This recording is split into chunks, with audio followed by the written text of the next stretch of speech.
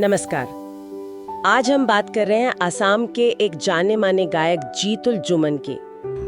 उनकी कहानी पर असमिया में एक लेख छपा था, उसी के कुछ अंशों पर आज हम थोड़ी गहराई से चर्चा करेंगे। बिल्कुल। और ये कहानी सिर्फ एक गायक की नहीं है, बल्कि इसमें संघर्ष है, जुनून है और कैसे मुश्किलों से लड़कर अपना रास्ता बनाया जाता है, वो सब है। तो कहाँ से शुरू हुई ये कहानी? जीतुल का सफर शुरू होता है नलबाड़ी जिले के एक छोटे से गांव रणाकुची से। बचपन से ही गाने का शौक था। स्कूल में तो बेस्ट सिंगर का अवार्ड भी मिला था। अच्छा, मतलब हुनर तो शुरू से ही था। हाँ, हुनर था, सपना भी था गायक बनने का। लेकिन परिवार की आर्थिक स्थिति वो थोड़ी ठीक नहीं थी। पिता की एक पान की छोटी सी दुकान थी। हाँ, तो जाहिर है मुश्किलें रही होंगी। बिल्कुल। लेकिन वो सपना नहीं छोड़ा। 2010 में परीक्षा के बाद वो निकल पड़े गुवाहाटी गायक बनने का सपना लेकर। अरे वाह, ये तो बड़ा कदम था, इतनी कम उम्र में घर छोड़कर एक बड़े शहर जाना। हाँ, हिम्मत तो थी। और गुवाहाटी पहुंचते ही असल संघर्ष शुरू हुआ। पहले तो एक दुकान में मैनेजर की नौकरी करनी पड़ी, गुजारा चलाने के लिए। लेकिन संगीत वो छोड़ा नहीं होगा? नहीं, नौकरी के साथ साथ संगीत की साधना चलती रही।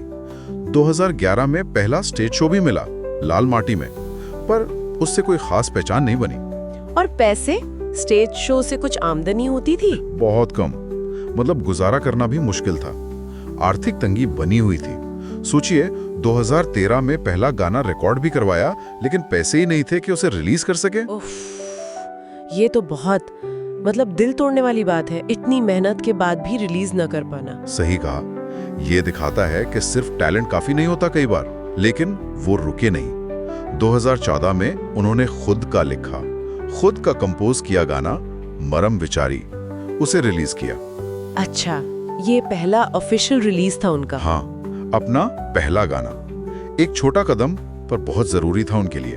और फिर क्या नौकरी जारी रखी? नहीं, 2015 में उन्होंने एक और बड़ा फैसला लिया, दुकान की नौकरी छोड़ दी। सोचा कि अब पूरा ध्यान सिर्फ संगीत पर देंगे।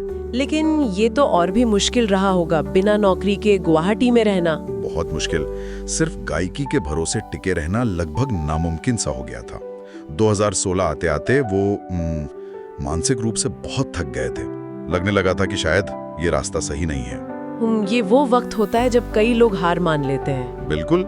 लेकिन यही कहानी में एक मोड़ आता है। उन्होंने हार नहीं मानी। क्या किया, एक प्राइवेट कंपनी में सिक्योरिटी गार्ड की नौकरी पकड़ ली। क्या सिक्योरिटी गार्ड? मतलब गायकी छोड़ दी? छोड़ी नहीं, ये टिके रहने का तरीका था, अपने जुनून को जिंदा रखने के लिए एक प्रैक्टिकल कदम। और कमाल की बात यह है कि इसी नौकरी के दौरान उन्होंने चैया और मैकेनिक जैसे अपने हिट गाने लिखे। अरे वाह, ये तो कमाल है। मतलब हालात चाहे जैसे हो, हुनर अपना रास्ता ढूंढ ही लेता है। सही कहा। और फिर 2016 में ही किस्मत ने भी साथ दिया। उनके एक दोस्त हैं रिंकू मजुमदार, उनके लिखे और कंपोज किए गाने चांद डूबी बिल को जीतुल ने गायिका नमी निशा के साथ गाया। नमी निशा? अच्छा। हाँ, और ये गाना चल निकला, जबरदस्त हिट हुआ। और यहीं से जीतुल जुमन को वो पहचान मिली जिसका उन्हें सालों से इंतजार था। तो ये था वो टर्निंग पॉइंट, चांद डूबी बिल। बिल्कुल। इसके बाद शोज मिलने लगे, असम के बाहर से भी ऑफर आने लगे। फिर उन्होंने अपने वो गाने रिलीज किए जो सिक्योरिटी गार्ड की नौकरी के दौरान लिखे थे, चैया, मैकेनिक।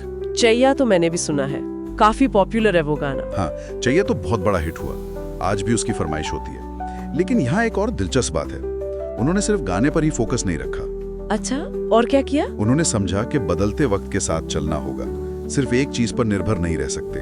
तो उन्होंने ग्राफिक्स और वीडियो एडिटिंग सीखी, बाकायदा स्किल्स डेवलप किए। ये तो बहुत समझदारी की बात है, अडेप्टेबिलिटी। एकदम। 2018 में गाना सुती पहले मन जाए रिलीज किया, और साथ में एक स्टूडियो में वीडियो एडिटर का काम भी कर रहे थे। रोड सेफ्टी अवेयरनेस के लिए डिजाइनिंग का काम भी किया। एक स्कूल में म्यूजिक टीचर भी रहे। बाप रे, मतलब मल्टीटास्किंग चल रही थी पूरी। हाँ, संगीत के साथ साथ ये सब भी। और मेहनत रंग लाई।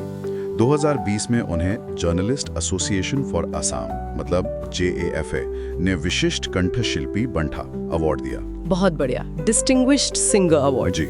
लॉकडाउन के दौरान भी वो रुके नहीं, एक न्यूज पोर्टल के साथ काम करते रहे। और फिर 2022 में आया उनका शायद अब तक का सबसे बड़ा हिट, ना खान दे। हाँ, ये गाना तो बहुत ही ज्यादा पॉपुलर हुआ था। बहुत ज्यादा।